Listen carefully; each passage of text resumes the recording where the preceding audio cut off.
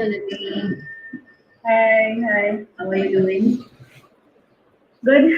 You must be so tired. I And know I'm Arvind, but at least 100%. Hello, Shika. How are you? No. I'm good, but there is some disturbance. Yes, done. It's done. Perfect. I'm doing great. How about yourself? Rocking as usual. 2 full days of event and 9 months of planning before that. I think we are doing a fantastic job. Definitely, yes. And I mean, so many interesting panels coming out both the days. And I can see the entire traction that's going on in the auditorium with, the people coming in and the questions and everything. It's going fantastic. That's for sure. That's true. That's true. A lot Right. of So, and work another that you have put in getting all these speakers together. Kudos to you, Shika. it's the team. I mean, it's all thanks to the team. So, and all the hard work the team has put into this great event, and hence we are here. So, that's about that. Starting off with this panel discussion, which is going to be all about marriage guidance and financial well being. I mean, what a great combination, right? This is something which people look forward to, how to manage both, how to take care of the entire bit. But I'm going to leave the main things to you guys. For all of you who have logged in right now, this is Arvind Sabhane for you all, who is going to be the moderator for this particular panel. A little about Arvind. He is the managing director of Zero in Management Private Limited, the creators and curators of Espousal, also the chairman and CEO of Team I, the Entertainment and Media Institute, also a member of the PRCI and the co-founder of KEMA, the Karnataka Event Management Association, proud owner of various event intellectual properties such as Driven, DJ Amathon, Ultimate Corporate League, and the one and only Espousal for you all. So thank you so much, Arvind, for being here, and the stage is all yours. Thank you, Shika. You're most kind with your words. And hello, Karabo. How are Hello, you? Arvind. I'm very well in you. Oh, very well. And I can see that you're driving around town somewhere. We are actually on our way to our family holiday, but hey, work is work. Oh my God, this is Mm. commitment totally. And hello, Ryan Hogarth. And I love your background, sir. I just love it. Arvind, hello, and Karabo, hello. How are Hello, you? Ryan. Very well in you, Ryan. No, fabulous. Pretty excited about this. We've all had to make the adjustment to the online virtual space, and it's really cool that we can do it and arrange these things and do it as we are. So I'm pretty excited about being here. Wonderful, wonderful. Thank you both so much. And both of you come from two different verticals of life, and we are trying to go and put this together all for the people who are going to get married, all the brides who are listening in right now. I can see that we have about close to 480 people right now in the auditorium with us who want to hear out about what are healthy relationships, some marriage guidance, and the monies, the financial well-being, right? So we're going to take 30, 35 minutes and we're going to talk about this. But over to you, Karabo. Some quick tips on a healthy relationship from a finance perspective. You coming from Old Mutual, tell us your perspective. The first thing, which is not a financial tip, it's actually a tip that I think Ryan is gonna go, yes. It's communication.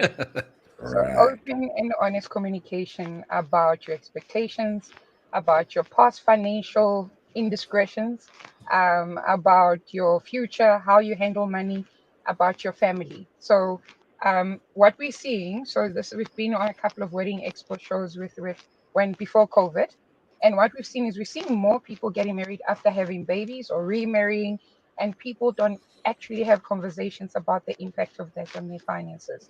So open and honest communication. Number two, also talking about how are you going to get married? Are you going to get married in community of property, out of community of property, with or without accrual? So a lot of people, especially in our background in South Africa, where you can get married in our culture, in the black culture, where you pay dowry, or as we call it in our country, lobola. What they don't know is once lobola has been paid, you are married in community of property. So if you intend Oh, not to get married in community of property, have the conversation with your spouse. to say, can we, or outside of community, can we sign the contract? We actually had this conversation with my team yesterday. I've got a couple of single girls on my team, and they were asking all sorts of advice. The third tip is budget together. So even if you get married outside of community of property, sit down and say, let's talk about our budget. Who pays for what up front? So I've heard a lot of couples that say they're very uncomfortable to share what I earn and what you earn. I'm like, but how can you share a bed, but you can't share your finances? That's a bit weird. So very important that we talk about what are you going to pay for? What am I going to pay for? Have a budget, and let's sit down and make sure that every month we use the budget. A budget is not a suggestion. It's something that you actually stick to. And those are my 3 main tips. Fantastic. Labola, what we call dowry in our country and other countries. I just love the sound of the word labola, and it's got to do with money, right? But Money. Ryan, over to you. Tell us about your perspective from a marriage officer's. Yeah. Well, obviously, it's going to, I think, connect up and agree a lot with Karabo, what Karabo has just said. You know, when I got married, which was just over 30 years ago, my wife and I were very young and very poor. So we kind of, we started off with nothing, and it was all in community of property, and what we have, we've built together. So it was probably a far simpler conversation. But what we're seeing statistically now is people are getting married later and later in life, you know, late 20s into the mid 30s. And by that time in life, you've already established individually a life for yourself in terms of your finances. And either you're handling that very well or you're handling it poorly. But I can see then why it becomes an uncomfortable conversation, because you've built some of your life on your own. But now suddenly there's this idea of being together in everything. But I guess just to echo what Karabo has said and how important that is.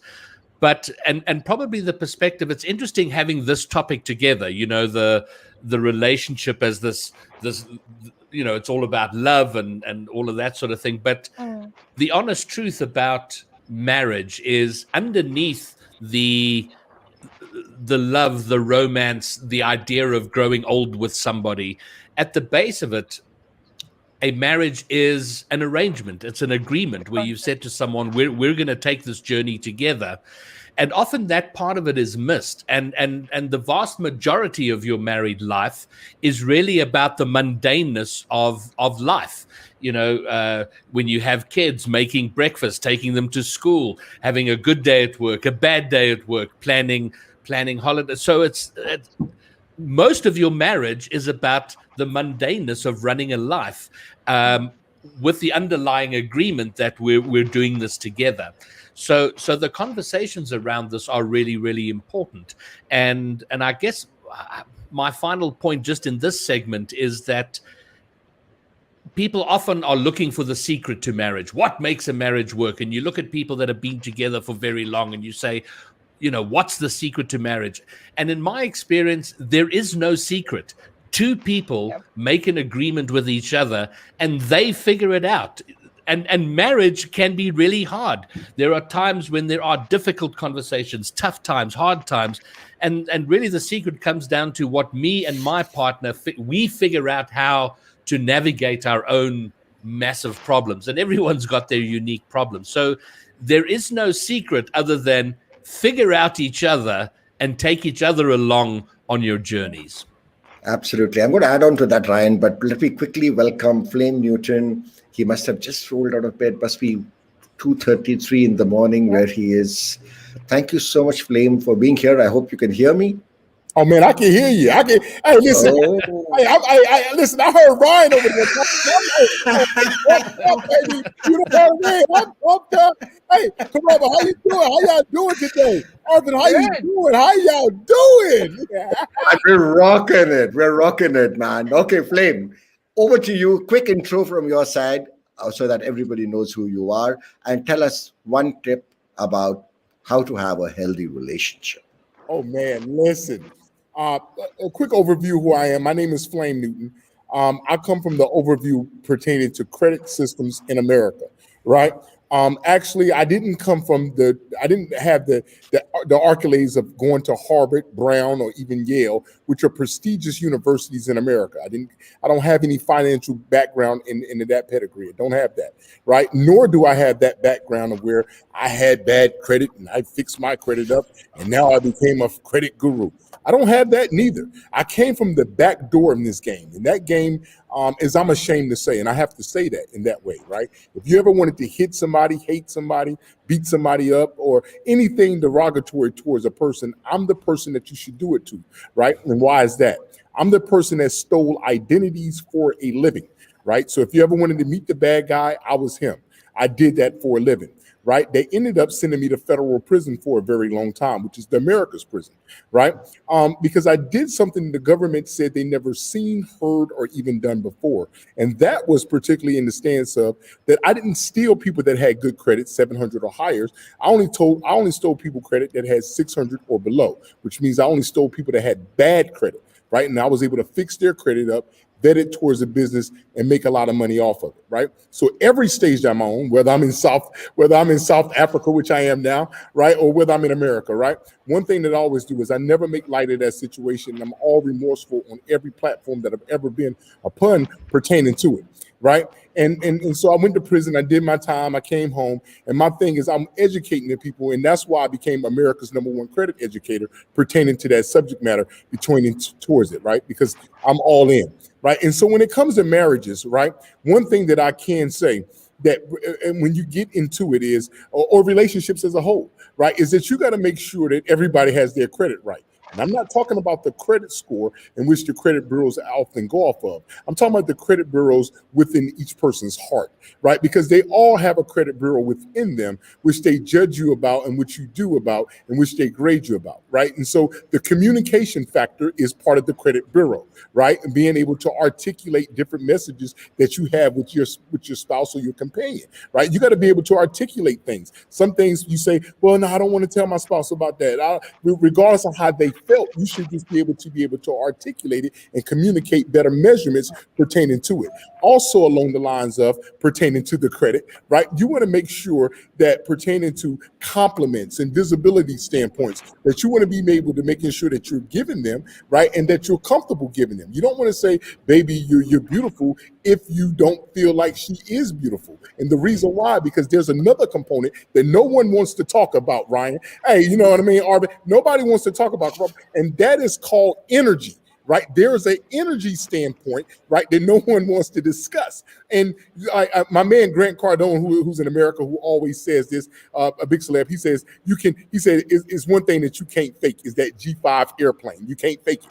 And there's another thing that you can't fake, and that is energy. So when you're in a relationship and you're articulating different messages and you don't have that energy in it, right, the other companion can feel that. And a lot of times that expresses pertaining to the energy that when you're communicating with one, when you're talking about one or the other, right, are you expressing them, right? And all of these different archives that when they come together and they collab with each other, right, this is how you're able to grow your relationship, and this is how you're able to expand your marriage. Because there's a part that which we all know, we talk about so often, is, and I'm going to say it if I shouldn't, but I will. It's called best friend.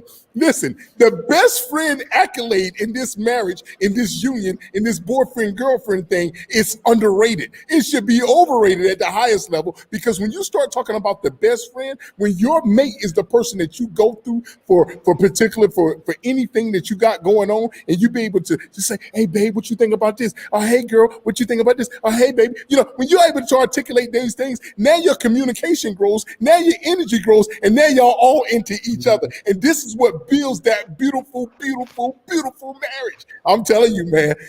Woo, I get excited thinking about it now. Super, Flame. Thanks so much. You see the amount of energy he brought into the room. I love you, man. For 2:33, you are way too awake. Way too awake. I don't want to leave you at 6 a.m., bro. But okay, let's quickly move on. Hey, that was good one, Flame, as expected, as usual. Thank you so much for being here. But I must come back to what Ryan was talking about. And, in India, we friends sat down together after the COVID. COVID is almost done here, so we believe. And what did we learn? We learned how to run a factory called home. Mm. Right? This is something that we learned because, and I keep saying thank you, COVID, for so many reasons. The three beautiful people on screen I would have never met if it wasn't for COVID. But that it has taught us so many things, right? But I'm going to quickly move on to another interesting question and very different, diverse thoughts on this, I'm sure. So, do you need to have a joint bank account? Do you need to understand each other's finances in full so much that, hey, whatever I earn, I put into the account, whatever you earn, you put into the account? So that's one part of the question. And the second part of the question is, how do you handle differences in salary? Okay, so this is a unfortunate hard truth among couples, right? About the earning potential. So two questions which I'm going to throw first at Karabo because she's from Old Mutual. So the answer to that's a joint account, I'm going to answer it from the technicalities that kick in when things happen. So in South Africa, I'm not sure if it's different in other countries. If you have a joint account, when the one spouse passes away, everything gets frozen. So we know that you don't think about death when you get married. So our account is going to get frozen. So that it's got a great impact. Number two, I just feel it complicates things, and that's a very personal matter. Having separate accounts, one budget works. You can have one savings account, but have two separate checking accounts, your main accounts. Also, some employers prefer that you have your own account. I'm not sure what the reasons behind that are, but it just makes life and wrapping up of estates when life detours do happen, right? Number two, when it comes to, what was your second question? Salaries. Salaries, the differences. Sure. Yeah. So I remember when my brother got married about exactly 10 years ago. His wife is an advocate, and he was just really beginning to build his career. And he was picking me up from the airport, and he said, "Sis, I'm really worried about, just the whole concept of I'm the man. Now what happens when she now starts earning more than me?" I said, well, that's going to happen, right? We are in that era where generally women's salaries and income are beginning to be bumped up to match males, and therefore if you've got a professional qualification, the chances of you surpassing that is higher.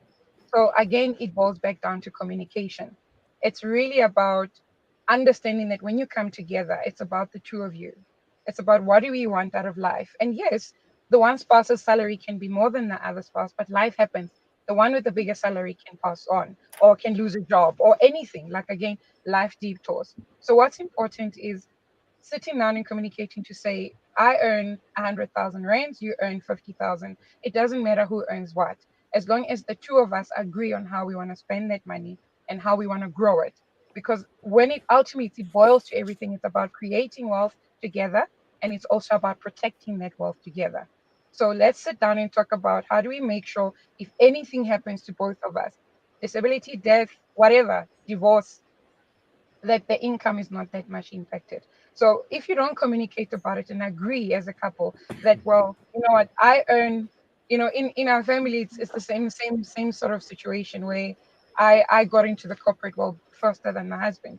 And so we had a conversation about this. So even though, and one of the ladies in my team was like, this is why I don't want to get married. If I want to buy couches, I want to buy couches. I don't want some guy telling me, no, it's not some guy, girl, it's your bedmate. So I mean, have a conversation about it. And maybe then the one that earns the most is the one that saves the most, Right. But in terms of inside the house, have a clear conversation. Who takes care of what? And how do we make sure that we protect that income so that if anything happens, we don't feel the gap? Super, So I do super. sound like an insurance salesperson. You But are. Sounds great. You are an insurance. You we've are an seen a lot of insurance. situations Yeah. where I mean, life I, happens, and if you fail to plan, that's what happens. yeah, Then true, things fall apart. true. Ryan, over to I you. think there's it is a valid life choice not to get married. And Karabo, it was interesting because there are people who say, well, I don't want to feel constrained by a marriage. I want to be able to do what I want. And absolutely, that's a legitimate life choice. But it does raise the question, well, why get married? Why do people get married? And in many ways, you discover the benefit of marriage a long time in, when you've been married for 10 years, 15 years, 20 years. Navigating life by yourself is really, really hard. And you cannot underestimate the value of having somebody else in this world that knows you deeper than any other human being alive. I mean, there is nobody that knows me as well as my wife does, and vice versa. And that's the benefit of it. So a couple of points to what Karabo was saying is one, if you choose to get married, you're deciding to go on a journey with another person and share everything. At the same time, because we now live in a world where all the old barriers to marriage don't exist, race, religion, gender, none of these are barriers to being married. So people from different backgrounds, different cultures, different countries are getting married. And in that circumstance, we do have to acknowledge culture is a really powerful thing. So it's not just, oh, get over it if you feel like you're the man and you should be earning more than your wife. We have decades and decades of cultural indoctrination of how important it is to be the provider. So we have to acknowledge the importance of that when we have these conversations. And, we discover very quickly in marriage that it's an ongoing series of tough conversations, and these are one of them. But when you have those tough conversations, they're fantastic because you come out of it with, okay, we understand each other. I'm earning more money for a while than you will. But you know what? If you lose your job, I'm here for you. Vice versa. If we both lose our job, we fight together, we scrounge together. So it is, and that's why you get married, is to have a partner to navigate what is a really tough, life is hard. And when you do it with someone, it is so much better and easier. Absolutely. What about this 70-20-10 rule? Maybe I'll ask Flame that one. 70% you spend, 20% you invest, and 10% you do it for a social cause. Do you think that works, Flame? You know what? I'm going to be honest with you, Arvind.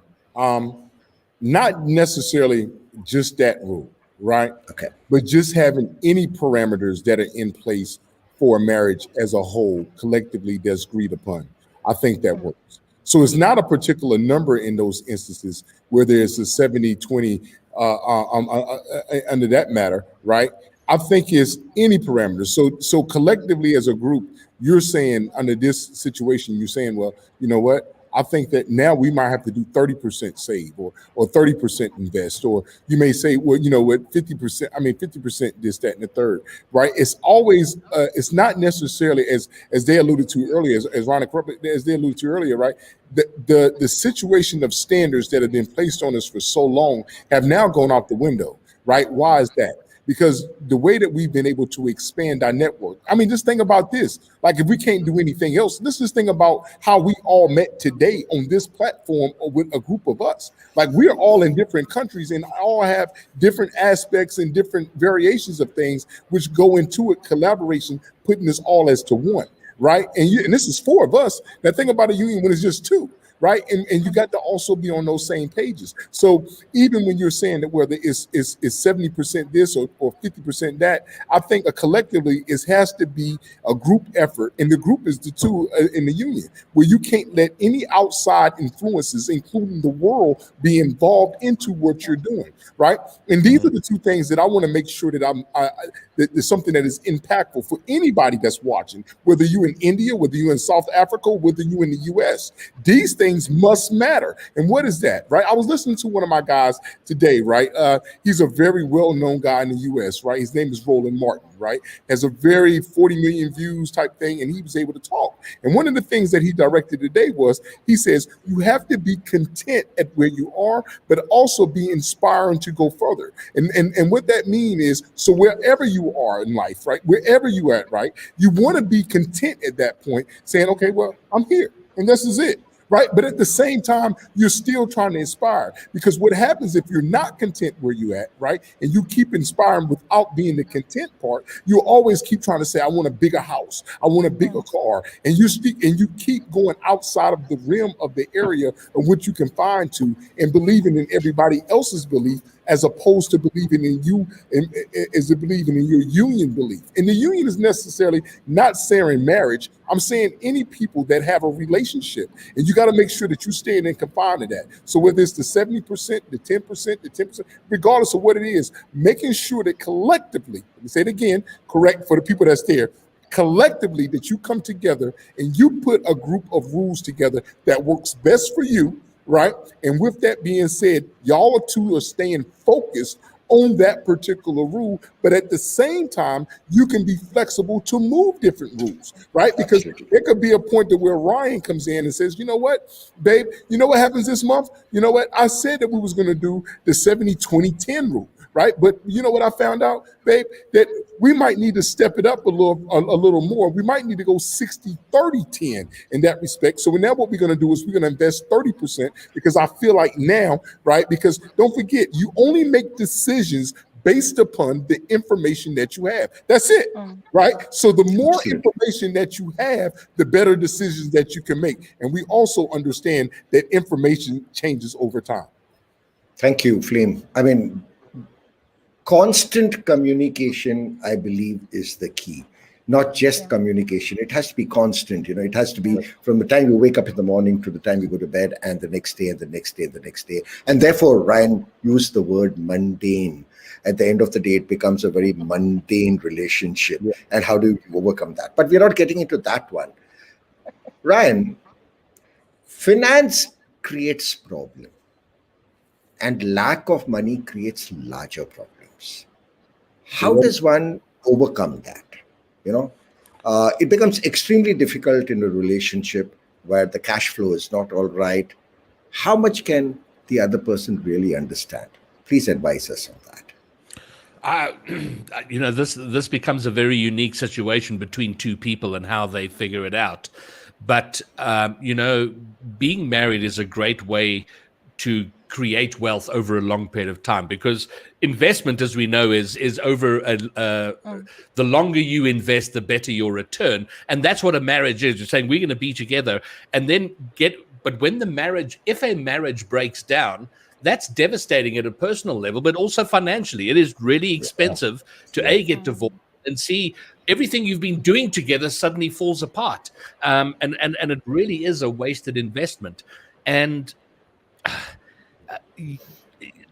often, well, I will say this, often the first mistake is going into debt to get married. And then you start your married life in debt. And the fact that you got married becomes a point of conflict and contention. So that's at the very first step. When you're planning to get married, have the money to do it and know what you're getting into as you go, and be communicating about that. But it highlights the importance of, if your relationship is solid, the money problems can be solved. The life problems can be solved. It is really hard when you're both struggling financially, and therefore together you're struggling financially, when your relationship isn't solid and you know you've got each other's back and you can get each other through it. And knowing that, okay, fine, for the next year or two, we're going to have to cut way back, and we're going to have to live very, very frugally while we rebuild. So yes, money is a point of conflict in a marriage, but it is because you haven't figured out the means and the way to communicate with each other. And I think, you know, when we say, you know, have good, honest communication, really it comes, often we don't know how to talk to each other. You know, when we're in love and things are great, then talking is easy. But what mechanism how do we talk to each other when things are not good, when I'm really angry with you, or when things are tough? Set up the mechanism now to be able to talk to each other and work your way through it. Then the conversations about money and how we go forward and how we survive a tough time becomes just a little bit easier. Absolutely. We are going to quickly ask one last question. We have a couple of minutes, but we will stretch it by a couple of more. How do you keep this thing called marriage alive, Karabo? How do you keep it alive? I mean, you have been married for 1,000,000 years, as I can see. So, how do you keep it alive, Karabo? You communicate. I think my middle name is now communication. Open and honest communication. understanding. I mean, when Ryan was speaking, I wanted to allelate and go, "Woo, yeah, baby!" Because it is like it is so right. It is such a unique and personal choice to say it's me and you. When my husband and I got married, that was one of the basic decisions we made. It is me and you and nobody else. And I mean, it's a well-known statement, but it's me and you against the world. And that was the first thing. When we got married, my husband, it's his second marriage. His first wife passed on, and he came with 2 children. And me and you against the world, it even includes the kids. Some of the mistakes couples make is they come into marriage and they put everything and everyone first. It's you and your spouse first. You put each other first, not your careers, not your desires. It's when we start bringing in all these other things that it becomes really, really, really messy and cluttered. I think Flame earlier said, I mean, you decide as a group. And I was like, oh my word, I've never thought of a couple as a group. If you think about a group or a team, when you want to go play for a soccer team, it doesn't matter whether you grew up. There's 2 major teams, 3 in South Africa: Sundowns, Kaizer Chiefs, and Orlando Pirates. And I grew up a Kaizer Chiefs fan, and therefore I'm raising my sons as Kaizer Chiefs fans. But if one of them ends up playing for Pirates, they let go of everything they know about Kaizer Chiefs and focus on Pirates. And marriage works exactly the same.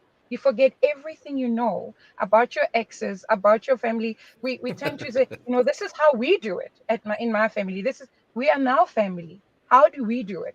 How do we save? How do we decide, even if whoever earns what? How do we plan our holidays? How do we pack the car? I mean, this morning packing the car was a very interesting way, like, because my dad was a master packer, and now I'm sitting there holding my poor husband to my father's standards. That's not fair. We build this thing together. We decide what works for us. What worked for my parents years ago will never work for us, right? One of the ladies in our team has been married 32 years this year. And yesterday they asked her, what is the secret? And she said, there's no secret, but I'll tell you one thing, marry your best friend. And then one of the ladies said, but how do how do you know is your best friend? You will know. You will know. And you choose to make it work. Making a marriage work is not magic. It's a choice every day. And I said, you know what? Some mornings I wake up and I'm like, yeah, baby, looking at my husband. And there's some days when I'm like, yo, I have to make a choice. I still love you. And what is the reality of life? Understanding this, like today is the choice. It's the choice. I love you.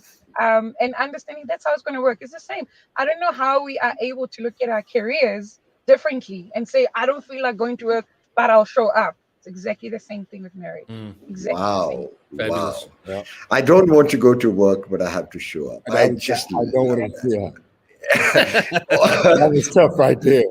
Yeah. Last 30 seconds to Flame on your perspective. Give these couples out there who are listening to us live right now on the Espousal South Africa platform.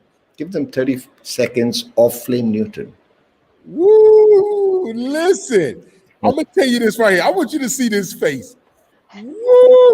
You got to listen. When it comes to your spouse and your mate, and when you listen to Karabo talk about, it's me and you against the world. Nobody else matters, right? It's just, see, one thing that you can't fake is you can't fake that energy. So when you look at your spouse in the eyes and you say, "Baby, I love you," right? It's something that goes into it, right? It's just not the words that go into it. It's the fact that you're doing all the little things. It's the little itty bitty things that matter the most in the relationship, right? And so when you're able to compile those things and put those together, right, that makes the big things so much more, right? I'm saying just waking up in the morning and look her directly in the eyes and say, "Baby, I love you." Right? And then next thing you know, just out of the blue, when she's in there and she fixing her hair, you say, "Baby, turn around. Just give me a kiss." Right? It's just the little small things. And those things make up the biggest things when it come into those relationships. Well, I'm feeling it now, man. Listen, I'm feeling it. Super, Flame. Thank you so much. Thank you, Karabo. Thank you, Ryan. Thank you, Flame. I know that the people are loving this. I know that so many of them are going to write it now to understand more. Thank you for your time. lady and gentleman. Absolute pleasure. Yeah, Awesome. thank Thank you. you. Thank you, Arvind. Thank you. Thank you.